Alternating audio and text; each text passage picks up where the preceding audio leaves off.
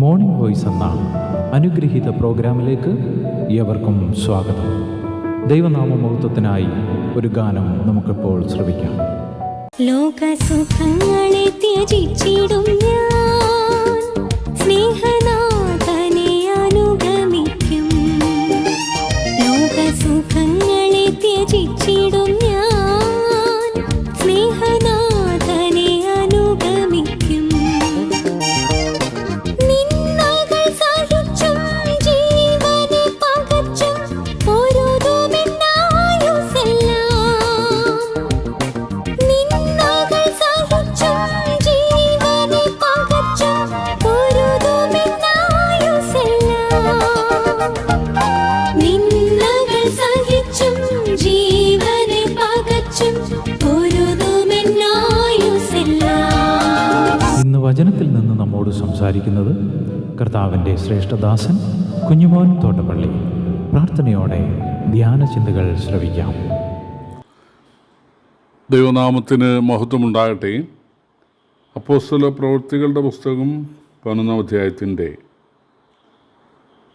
19 മുതലുള്ള വാക്യങ്ങൾ ഞാൻ വായിക്കുന്നത് ശ്രദ്ധിച്ചാലും, സ്തേഫാനോസ് നിമിത്തമുണ്ടായ ഉപദ്രവ ഹേതുവാൽ ചെതറിപ്പോയവർ യഹൂദന്മാരോടല്ലാതെ മറ്റാരോടും വചനം സംസാരിക്കാതെ ഫൊയ്നിക്ക, കുപ്രോസ്, അന്ത്യോക്യ എന്നീ പ്രദേശങ്ങളോളം സഞ്ചരിച്ചു.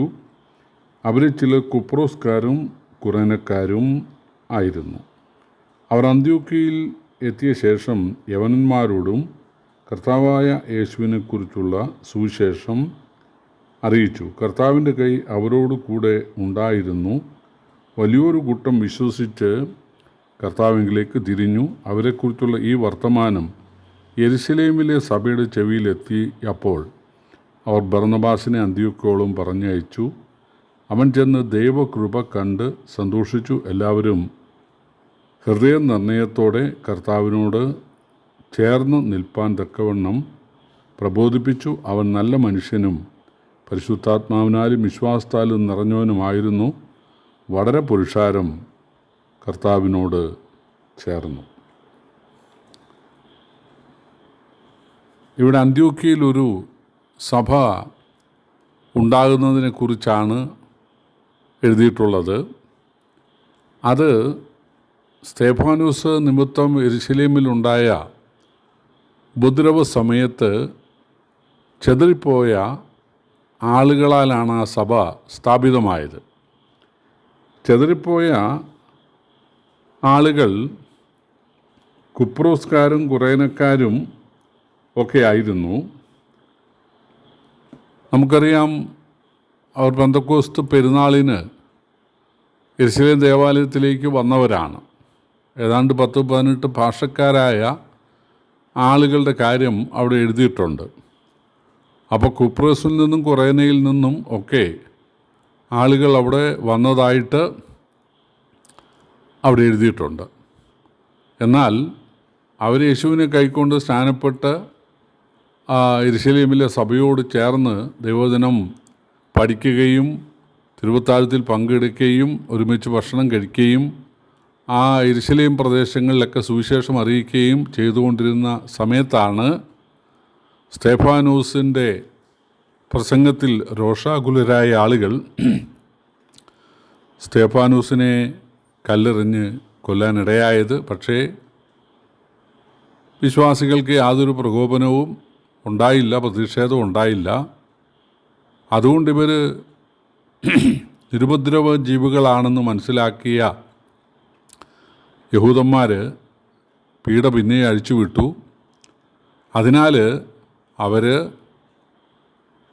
നാടിൻ്റെ നാനാഭാഗത്തേക്ക് ചെതറേണ്ടതായിട്ട് വന്നു. അപ്പോൾ അന്ത്യോക്യയിലേക്ക് ചെതറിപ്പോയ ആളുകൾ, അവർ അന്ത്യോക്യ എന്ന് പറയുന്നത് നമുക്കറിയാം സിറിയയാണ്. അങ്ങോട്ട് പോയ ആളുകൾ പുറജാതികളോട് സുവിശേഷം അറിയിക്കാൻ തയ്യാറായി. അങ്ങനെ കുറേ ആളുകൾ മുന്നോട്ട് വന്ന കാര്യം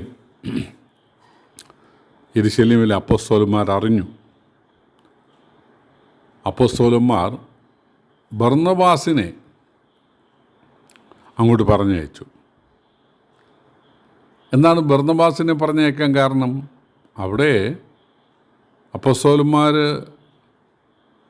11 പേരും പിന്നീട് പത്രോസ് തിരഞ്ഞെടുത്ത മത്തിയാസും അങ്ങനെ 12 പേരുണ്ടല്ലോ. അപ്പോൾ ഏതെങ്കിലും അപ്പോസ്തലനെ പറഞ്ഞു വിടാഞ്ഞത് എന്താണ്? പ്രിയപ്പെട്ടവർ, പോയി പ്രവർത്തിച്ചത് കുപ്രോസ്കാരും കുറേനക്കാരുമാണ്. അവരവിടെയുണ്ട്. ഈ ബർന്നബാസ് കുപ്രോസ്കാരനാണ്. അപ്പോൾ കുപ്രോസ്കാരുടെ ഭാഷയും സംസ്കാരവും ഒക്കെ ഈ ബർന്നബാസിനറിയാം. അതുകൊണ്ടാണ് അവരോടൊരു ഏകീഭാവം ഉണ്ടാകുവാൻ ഇടയാകേണ്ടതിന് അപ്പോസ്തലന്മാർ ബർന്നബാസിനെ അങ്ങോട്ട് അയച്ചത്. ബർന്നബാസ് ഒരു സാധാരണ വിശ്വാസിയാണ്. അദ്ദേഹം കുപ്രോസ് അല്ലെങ്കിൽ സൈപ്രസ്കാരനാണ്. അവിടെയാണ് അദ്ദേഹം കുറേ വർഷങ്ങളായിട്ട് താമസിക്കുന്നത്.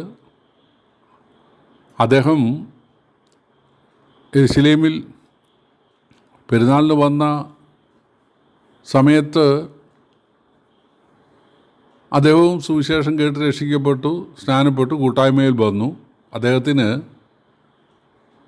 ലേവി ഗോത്രക്കാരനായ അദ്ദേഹത്തിന് യെരുശലേമിലൊരു നിലമുണ്ടായിരുന്നു. അദ്ദേഹം അത് മുഴുവൻ വിറ്റ് ദൈവവേലയ്ക്ക് കൊടുത്തു. ദൈവം അതൊന്നും മറക്കത്തില്ല. എബ്രായ ലേഖനത്തിലൊരു വാക്യമുണ്ട്, ദൈവം നിങ്ങളുടെ പ്രവൃത്തിയും വിശുദ്ധന്മാരെ ശുശ്രൂഷിച്ചതിനാലും ശുശ്രൂഷിക്കുന്നതിനാലും തൻ്റെ നാമത്തോട് കാണിച്ച സ്നേഹം മറന്നു കളവാൻ തക്കവണ്ണം അനീതിയുള്ളവൻ അല്ല. അപ്പോൾ ബർന്നബാസ് തനിക്കുള്ള വസ്തു മുഴുവൻ വിറ്റ് ദൈവവേലയ്ക്ക് കൊടുത്തതിനാൽ ബർന്നബാസിന് പകരം കൃപാവരങ്ങൾ നൽകാൻ ദൈവത്തിന് പ്രസാദമുണ്ടായി.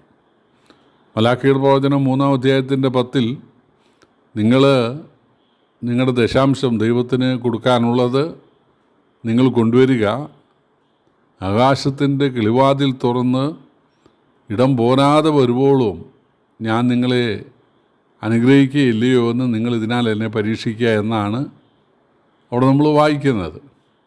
അപ്പോൾ ഭൗതികമായ നന്മ നൽകുന്ന ആളുകൾക്ക് ഭൗതികമായ അനുഗ്രഹം തരാമെന്നല്ല പറഞ്ഞത്, സ്വർഗത്തിൻ്റെ കിളിവാതിൽ തുറന്ന് ആത്മീക അനുഗ്രഹങ്ങൾ അത് നൽകാമെന്നാണ്. അതാണ് ദൈവം നൽകുന്നത്. ദൈവം അവരെ പ്രയോജനപ്പെടുത്തുകയാണ്. ഇവിടെ ബർന്നബാസിന് ദൈവം പ്രയോജനപ്പെടുത്താൻ തീരുമാനിച്ചു. അപ്പോസ്തലന്മാർ അദ്ദേഹത്തിൻ്റെ പേരാണ് പറഞ്ഞത്. അദ്ദേഹം അവിടെ ചെന്നു ദൈവകൃപ കൊണ്ട് സന്തോഷിച്ചു. എല്ലാവരും ഹൃദയ നിർണയത്തോടെ കർത്താവിനോട് ചേർന്ന് നിൽക്കാൻ പ്രബോധിപ്പിച്ചു. വളരെ സ്ത്രീ പുരുഷന്മാർ കർത്താവിനെ രക്ഷകനായി സ്വീകരിക്കുവാനിടയായി. അദ്ദേഹം അവർക്ക് വചനം പറഞ്ഞു കൊടുത്തുകൊണ്ട്, അവരെ പ്രോത്സാഹിപ്പിച്ചുകൊണ്ട്, അവരെ ആത്മീകമായി വളർത്തുവാൻ ഇടയായി. പ്രിയപ്പെട്ടവരെ, തീർച്ചയായിട്ടും ഓരോ സ്ഥലത്തേക്ക് ആരെയൊക്കെയാണ് അയക്കേണ്ടത് എന്നുള്ളത് പരിശുദ്ധാത്മാവിന് കൃത്യമായിട്ടറിയാം. പണ്ട് നിനവയിലേക്ക് അയക്കേണ്ടത് യോനയാണ് എന്ന് ദൈവത്തിനറിയാം. അതുകൊണ്ടാണ് യോനയോട് പറഞ്ഞത്. യോന ആദ്യം പോകാൻ തയ്യാറായില്ല. പക്ഷേ ആ യോനയെ കൃത്യമായിട്ട് നിനവയിലെത്തിച്ചു, പ്രസംഗിപ്പിച്ചു. 1,20,000-ലധികം ആളുകൾ മാനസാന്തരപ്പെടുകയാണ്. അപ്പോൾ യഹൂദന്മാരോട് ആര് പ്രസംഗിക്കണം? യവനന്മാരോട് ആര് പ്രസംഗിക്കണം? അതുപോലെ ബർബറന്മാരോട്, ദാസന്മാരോട് ആര് പ്രസംഗിക്കണം? ഓരോ തരത്തിലുള്ള, ഓരോ ഭാഷയിലുള്ള, ഓരോ സംസ്കാരമുള്ള ആ ജനപദങ്ങളോട് ആരൊക്കെയാണ് സുവിശേഷം പറയേണ്ടത് എന്നുള്ളതിന് ദൈവത്തിന് തീർച്ചയായിട്ടും പദ്ധതികളുണ്ട്. ആര് പോയാൽ അത് ഫലപ്രദമാകുമെന്നുള്ളത് കർത്താവിന് തീർച്ചയായിട്ടും അറിയാം. അതാണ് 1-ാം നൂറ്റാണ്ട് മുതൽ കർത്താവ് ചെയ്തുകൊണ്ടിരിക്കുന്നത്. നമ്മുടെ ഭാഗത്ത് യജമാനൻ നമ്മൾ ഉപയോഗിക്കുവാൻ വേണ്ടി നമ്മളെ തന്നെ വെടിപ്പാക്കി ഒരു ഉടമസ്ഥന് ഉപയോഗമുള്ള ഒരു പാത്രമാക്കി നമ്മെ തന്നെ സൂക്ഷിക്കുക എന്നുള്ളതാണ് നമ്മുടെ ഭാഗത്തുള്ളത്. ദൈവം നമ്മെ തൻ്റെ സമയത്ത് ഉപയോഗിക്കും, പ്രയോജനപ്പെടുത്തും. അത് അനേക ആളുകൾക്ക് ആത്മരക്ഷയ്ക്കും ആത്മീയ വളർച്ചയ്ക്കും കാരണമായി തീരും. അങ്ങനെ ഒരു പാഠം പഠിക്കുവാൻ ദൈവം നമ്മെ സഹായിക്കട്ടെ. കർത്താവിൻ്റെ വിലയേറിയ നാമം വാഴ്ത്തപ്പെടുമാറാകട്ടെ. ഇതുവരെ ഞങ്ങളെ ശ്രദ്ധിച്ച എല്ലാവർക്കും വീണ്ടും വരുന്ന കർത്താവിൻ്റെ വിശുദ്ധമായ യേശുക്രിസ്തുവിൻ്റെ നാമത്തിൽ ഞങ്ങളുടെ സ്നേഹവന്ദനം അറിയിക്കുന്നു. കർത്താവ് നമ്മളെല്ലാവരെയും അനുഗ്രഹിക്കുമാറാകട്ടെ. ആമേൻ. എത്ര നല്ല